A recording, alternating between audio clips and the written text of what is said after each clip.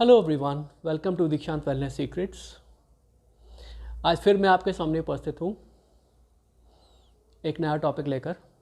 आज से हम ज्योतिष के बारे में एक नई सीरीज़ स्टार्ट करने जा रहे हैं। इस सीरीज़ में हम ज्योतिष के बेसिक्स के बारे में डिस्कस करेंगे, कुछ ऐसी बातें जो ज्योतिष के बारे में हमारे लिए बड़े बड़े प्रश्न हैं। जैसे इस सीरीज़ की वैसे स्टार्टिंग हो गई है क्योंकि पुराने वीडियो में भी हमने एक ऐसा टॉपिक डिस्कस किया था कि ज्योतिष कैसे स्टार्ट हुई। आज हम बात करेंगे इसी टॉपिक के बारे में, इसी टॉपिक से आगे जुड़ते हुए एक टॉपिक के बारे में। आज हम बात करने वाले हैं कुंडली के बारे में। वास्तव में देखा जाए तो कुंडली के बारे में अगर आप जानेंगे तो पता चलेगा आपको ज्योतिष के कुछ बेसिक्स, कुछ ऐसे सीक्रेट्स जिन पर ज्योतिष टिकी हुई है। क्योंकि आपने देखा होगा जब आप कहीं पर अपने बारे में कुछ पूछने के लिए जाते हैं, एक ज्योतिषी के पास जाते हैं, तो वो इसी तरह से एक कुंडली देखते हैं। कुंडली में आपने देखा होगा कि वहाँ पर एक बॉक्स बना होता है, बॉक्स में कुछ नंबर्स लिखे होते हैं और वहाँ पर कुछ ऐसे अक्षर लिखे होते हैं। सबसे ज़्यादा परिचय हमारा इन अक्षरों से है क्योंकि हमने ये शब्द सुने हुए हैं। वास्तव में देखा जाए तो ये हिंदी सप्ताह के दिनों के नाम है। जैसे आपने देखा होगा मंगल से मंगलवार, चंद्र यानी सोमवार, बुधवार, शुक्रवार, बुध, शुक्र, शनि, गुरु। तो देखिए वास्तव में ये नाम दिनों के नाम नहीं है, असल में ये नाम ग्रहों के नाम है। उन ज्योतिषी पिंडों के बारे में है, उन पिंडों के नाम है जिनके बारे में मैंने पुराने वीडियो में चर्चा की थी। तो इनको समझने से पहले हमें ज्योतिष के एक बहुत महत्वपूर्ण सिद्धांत के बारे में समझना पड़ेगा। देखिए देखा जाए तो ज्योतिष जो बनी है वो बनी है प्रभाव के सिद्धांत पर। ऐसा माना जाता है कि सभी वस्तुएं हमारे पर प्रभाव डालती हैं, थोड़ा या ज़्यादा। और क्यों माना जाता है ऐसा? क्योंकि देखिए ज्योतिष एक वेदांत का विषय है और वेदांत शिक्षा में सिखाया जाता है कि कण कण में प्रभु रहते हैं और इसी वजह से कि हर कण का, हर चीज़ का हमारे पर कोई ना कोई प्रभाव पड़ता है। मगर सवाल ये है कि प्रभाव कितना पड़ता है, इसकी कैसे गणना की जाए। जैसे आपने देखा होगा कि हमारी विद्या के अनुसार, जैसे हम साइंटिफिक तरीके से पढ़ते हैं, हमने देखा कि साइंस में भी प्रभाव के बारे में सिद्धांतों की गणना की जाती है। जैसे गति के बारे में सिद्धांत बने हैं, ऊर्जा के बारे में सिद्धांत बने हैं, विद्युत के बारे में सिद्धांत बने हैं। ऐसी ज्योतिष के भी अपने सिद्धांत हैं।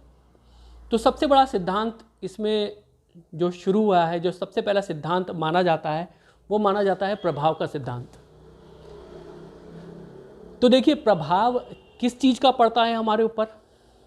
ऐसा माना जाता है कि प्रभाव पड़ने के लिए सबसे पहली चीज़ जो ज़रूरी है वो है कि वो चीज़ हमारे पास, हमारे ऊपर, हमारे कितनी पास है। आपने देखा होगा कि सबसे ज़्यादा प्रभाव आप पर उन्हीं चीज़ों का पड़ता है जो आपके सबसे ज़्यादा पास हैं। जैसे उसमें लोग भी हो सकते हैं, जैसे आपकी फैमिली, आपके आसपास के लोग, आपके रिश्तेदार, आपके मित्र, आपके आसपास का एनवायरनमेंट, आपका शहर, आपके शहर का माहौल, वहाँ का क्लाइमेट।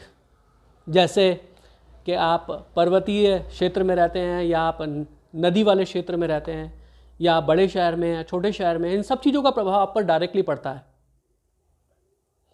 मगर आप देख रहे होंगे कि आपको लग रहा होगा कि मैं यहाँ पर भूगोल के बारे में बात कर रहा हूँ, क्योंकि बात जब जलवायु की आ जाती है, जब सिटी के बारे में और शहर के बारे में या देश के बारे में बात करते हैं तो बात भूगोल की हो रही है। तो सिद्धांत को समझने के लिए अपनी बात को मुझे इस तरह से शुरू करना पड़ा। मगर अगर आप ज्योतिष की बात करते हैं तो बात भूगोल की कम और खगोल की ज़्यादा करते हैं। अब देखिए ज्योतिष खगोलीय सिद्धांतों पर आधारित है।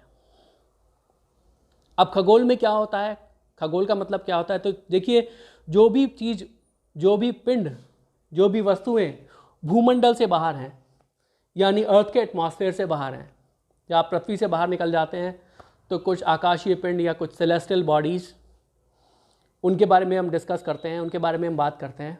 तो उन सेलेस्टियल बॉडीज़ के बारे में बात डिस्कस करते हैं। तो सबसे पहले देखा जाए तो इन आकाशीय पिंडों में सबसे पहला नाम आता है, सबसे पहले जो हमारा इंट्रोडक्शन होता है वो होता है सौरमंडल से, यानी सोलर सिस्टम से। तो चलिए मैं एक सोलर सिस्टम का फॉर्मेट तैयार कर लेता हूँ आपको समझाने के लिए, जस्ट एज अ रिप्रेजेंटेशन, एक सांकेतिक रूप से। तो देखिए सौरमंडल में सबसे पहले सबसे मध्य में सूर्य माने जाते हैं, और सूर्य के आसपास कक्षाओं में ग्रह परिक्रमा करते हैं। सबसे पहले बुध यानी मरकरी, उसके बाद शुक्र यानी वीनस, उसके बाद पृथ्वी अपने चंद्रमा के साथ अर्थ, उसके बाद मंगल मार्स, और उससे बड़ी कक्षा में, उससे बड़े ऑर्बिट में बृहस्पति, और उससे भी दूर शनिदेव। तो देखिए इन खगोलीय पिंडों का हमारे ऊपर प्रभाव पड़ता है, क्योंकि देखा जाए तो अगर आप बात नक्षत्रों की करते हैं, अगर आप पृथ्वी से बाहर के वातावरण की बात करेंगे तो पृथ्वी के सबसे पास जो पड़ते हैं वो यही ग्रह पड़ते हैं। अगर आप बात नक्षत्रों की करते हैं तो नक्षत्र हमसे बहुत ही दूर हैं, आप कल्पना भी नहीं कर सकते वो इतने ज़्यादा दूर हैं, इसलिए उनका प्रभाव हमारे ऊपर इतना ज़्यादा नहीं पड़ता है। उनकी गणनाएं अलग प्रकार से होंगी, मगर सबसे ज़्यादा परिवर्तनशील जो प्रभाव हम पर पड़ता है वो इन ग्रहों का पड़ता है। क्योंकि मैंने आपको पहले ही बताया था, क्योंकि पृथ्वी के आसपास के सबसे ज़्यादा गतिमान पिंड यही हैं। तो देखिए एक प्रारंभिक सिद्धांत के बारे में हमने बात की थी कि ज्योतिष आधारित है प्रभाव के सिद्धांत पर, और प्रभाव उन चीज़ों का ज़्यादा पड़ता है जो हमारे पास में है। तो सिर्फ प्रभाव के सिद्धांत में दो बातें मानी जाती हैं कि या तो वो चीज़ हमारे पास हो, ज़्यादा पास हो, या वो बहुत प्रभावशाली हो। बिल्कुल वैसे जैसे आपकी अपनी लाइफ में भी ऐसा होता है कि जो लोग आपसे जुड़े होते हैं, या तो आपके ऊपर उनका प्रभाव पड़ता है, या कोई बहुत ज़्यादा प्रभावशाली हो जिससे आप प्रभावित हो, उनका आपके ऊपर प्रभाव पड़ता है। इसके अलावा बाकी सब चीज़ें, वस्तुएं, सब कुछ दुनिया में है, मगर आपके ऊपर उनका प्रभाव ना के बराबर पड़ता है। तो इसी सिद्धांत पर मतलब ज्योतिष आधारित है, और इसी सिद्धांत पर कुंडली बनाई जाती है। वास्तव में देखा जाए तो कुंडली और कुछ नहीं है, कुंडली इस सौरमंडल का एक चार्ट है, एक रिप्रेजेंटेशन है। अब देखिए जब ऋषियों मुनियों ने एक बात जान ली कि इन ग्रहों का हमारे ऊपर प्रभाव पड़ता है, तो फिर प्रश्न ये आया कि प्रभाव तो इनका पूरी पृथ्वी पर पड़ता है, तो फिर एक प्राणी मात्र पर या एक इंडिविजुअल पर, एक व्यक्तिगत तौर पर इनके प्रभाव की गणना कैसे की जाए। तो वहां से कुंडली बनाने की खोज हुई, और कुंडली बनाते ही सबसे पहले क्या किया गया, इन ग्रहों को इस प्रकार से लिखा गया कि जिससे वो उनकी स्थिति और उनकी राशि और उनका स्थान, ये सारी चीज़ें एक ही जगह पर हमें दिख जाएं। कुंडली में भी आपने देखा होगा कि कुंडली में ग्रहों के नाम लिखे होते हैं, मगर एक प्रश्न आता है कि उसमें पृथ्वी का नाम क्यों नहीं है। तो देखिए ज्योतिष का सिद्धांत इसी बात पर आधारित है कि जिस चीज पर आप प्रभाव की गणना कर रहे हैं, आप उसको केंद्र मान करके चलेंगे।